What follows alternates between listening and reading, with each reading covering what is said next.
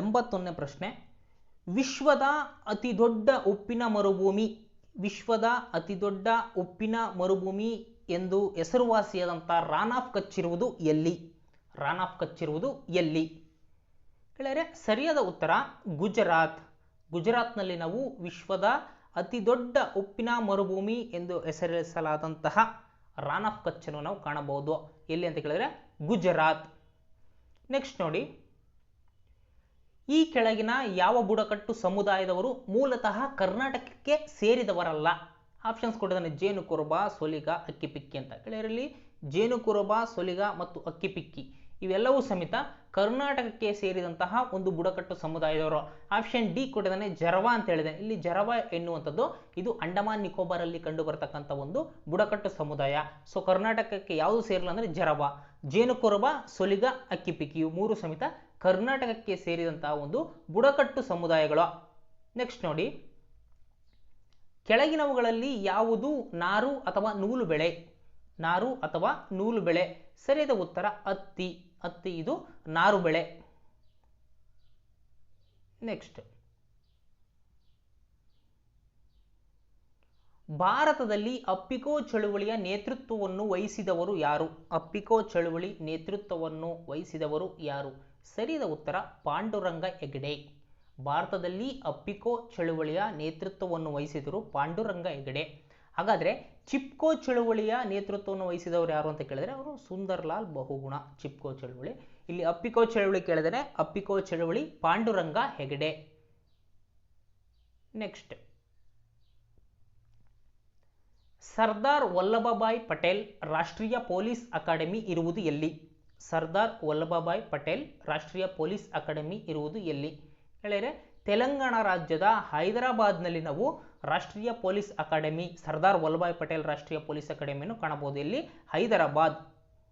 Next ನೋಡಿ, ಮಾನವನಿಗಿದು ಒಂದು ಸಣ್ಣ ಹೆಜ್ಜೆ, ಮನುಕುಲಕ್ಕೆ ಒಂದು ದೊಡ್ಡ ಜಿಗಿತ.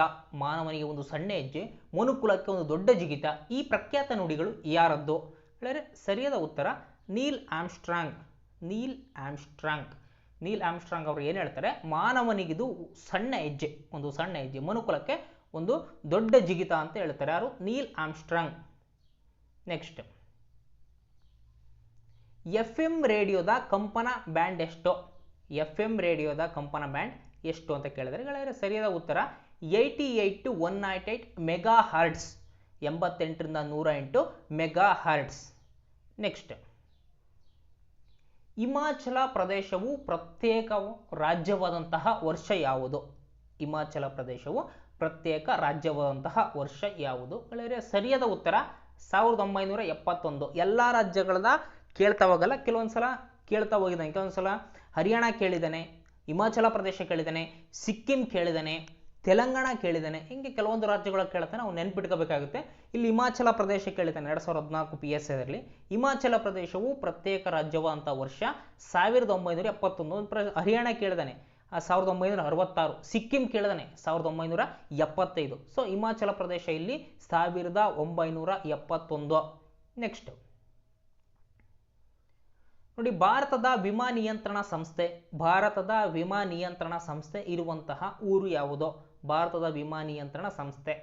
ಸರಿಯಾದ ಉತ್ತರ ಹೈದರಾಬಾದ್. ಹೈದರಾಬಾದ್ನಲ್ಲಿ ನಾವು ಭಾರತದ ವಿಮಾ ನಿಯಂತ್ರಣ ಸಂಸ್ಥೆಯನ್ನು ಕಾಣಬಹುದು. Next, dialysis. ಡಯಾಲಿಸಿಸ್ ಈ ಕೆಳಗಂಡ ಅಂಗಗಳಿಗೆ ಅವಶ್ಯಕ. ಅಂದರೆ ಡಯಾಲಿಸಿಸ್ ಯಾವ ಅಂಗಗಳಿಗೆ ಮಾಡ್ತಾರೆ ಅಂತ ಕೇಳಿದ್ರೆ ಸರಿಯಾದ ಉತ್ತರ kidney. Kidney.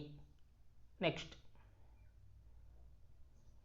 Okay, vitamin A ಕೊರತೆಯಿಂದ ಈ ಕಾಯಿಲೆ ಬರುತ್ತದೆ. ಹೇಳಿದ್ರೆ ಸರಿಯಾದ ಉತ್ತರ ಆವಾಗಲೇ ಹೇಳ್ದಂಗೆ ವಿಟಮಿನ್ ಎ ಕೊರತೆಯಿಂದ ರಾತ್ರಿ ಅಂಧತನ ಬರುತ್ತೆ. ಸ್ಕರ್ವಿ ಎನ್ನುವಂಥದ್ದು ಇದು ವಿಟಮಿನ್ ಸಿ ಕೊರತೆಯಿಂದ ಬರುವಂಥದ್ದು. ವಿಟಮಿನ್ ಸಿ ಕೊರತೆಯಿಂದ. ರಿಕೆಟ್ಸ್ ಇದು ವಿಟಮಿನ್ ಡಿ ಕೊರತೆಯಿಂದ ಬರುವುದು. ವಿಟಮಿನ್ ಡಿ ಕೊರತೆಯಿಂದ ಬರುವಂಥದ್ದು. ಇಲ್ಲಿ ರಕ್ತ ಹೆಪ್ಪುಗಟ್ಟುವಿಕೆ ಅಂತ ಕೇಳಿದ್ರೆ ಆಪ್ಷನ್ ಡಿ ಅಲ್ಲಿ ಇದು ವಿಟಮಿನ್ ಕೆ ಇಂದ ಬರುವಂಥದ್ದು. ಸೊ ಇಲ್ಲಿ ವಿಟಮಿನ್ ಎ ಇಂದ ಬರುವಂಥದ್ದು ಯಾವುದಪ್ಪ ಅಂದರೆ ರಾತ್ರಿ ಅಂಧತನ. ಓಕೆ, ನೆಕ್ಸ್ಟ್, ಕ್ಯಾಡಿ ಬೋಗಿ ನೋಡಿ, ಓದ್ಸಲಿ ಪ್ರಶ್ನೆ ಪತ್ರಿಕೆಯಲ್ಲೂ ಸಮೇತ ಯಾವುದೋ ಒಂದು ಸ್ಪೋರ್ಟ್ಸ್ ಹಾಕಿದ, ಹಂಗೆ ಸ್ಪೋರ್ಟ್ಸ್ನ ಕೆಲವೊಂದು ಪದಗಳನ್ನ ಹಾಕ್ತಾ ಹೋಗ್ತಾನೆ, ಇಲ್ಲ ಟ್ರೋಫಿಗಳನ್ನ ಹಾಕ್ತಾ ಹೋಗ್ತಾನೆ, ಇಲ್ಲ ಅವ್ರ ಹೆಸರು ಕೊಡ್ತಾ ಹೋಗ್ತಾನೆ. ಇವು ಸ್ಪೋರ್ಟ್ಸಿಗೆ ಸಂಬಂಧಪಟ್ಟಂಥದ್ದು. ಇಲ್ಲಿ ಕ್ಯಾಡಿ ಬೋಗಿ ಅಂತ ಕೇಳಿದಾನೆ. ಕ್ಯಾಡಿ ಮತ್ತು ಬೋಗಿ ಈ ಪದಗಳನ್ನು ಯಾವ ಆಟಗಳಲ್ಲಿ ಬಳಸುತ್ತಾರೆ? ಕ್ಯಾಡಿ ಬೋಗಿ ಇದು ಗಾಲ್ಫ್ ಎನ್ನುವಂತಹ ಆಟದಲ್ಲಿ ಬಳಸುವಂಥ ಪದಗಳು. ಯಾವುದು? ಕ್ಯಾಡಿ ಬೋಗಿ. ನೆಕ್ಸ್ಟ್ ನೋಡ್ರಿ ಗೆಳೆಯರೆ, ಇಲ್ಲೊಂದು ಪ್ರಶ್ನೆ ಕೇಳಿದಾನೆ, ಓಮ್ ರೂಲ್ ಲೀಗ್ ಅಂತ ಕೇಳಿದಾನೆ. ಈ ಓಮ್ ರೂಲ್ ಲೀಗ್ ಅನ್ನು ಸ್ಥಾಪಿಸಿದವರು ಯಾರು ಅಂತ ಕೇಳಿದಾನೆ. ಇಲ್ಲಿ ಸರಿಯಾದ ಉತ್ತರ ಆಪ್ಷನ್ಸ್ ಬಿ ಅಂಡ್ ಸಿ ಅಂತ ಫೈನಲ್ ಕೀ ಆನ್ಸರ್ ಬಿಡ್ತಾನೆ.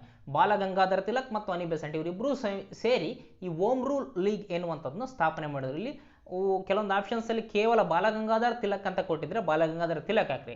ಅಕಸ್ಮಾತ್ ಬಾಲಗಂಗಾಧರ ತಿಲಕ್ ಇಲ್ಲ ಅನಿ ಬೆಸೆಂಟ್ ಇದೆ ಅಂತ ಹೇಳಿ ಅನಿ ಬೆಸೆಂಟ್ ಹಾಕ್ರಿ. ಎರಡೂ ಕೊಟ್ಟಿದ್ರೆ ಯಾವುದಾದ್ರೂ ಒಂದು ಹಾಕಿದ್ರು ಸಮೇತ ಅದು ನೀವು ಫೈನಲ್ ಕೀ ಆನ್ಸರ್ ಅಲ್ಲಿ ಸರಿಯಾಗುವಂಥ ಚಾನ್ಸಸ್ ಇರುತ್ತೆ.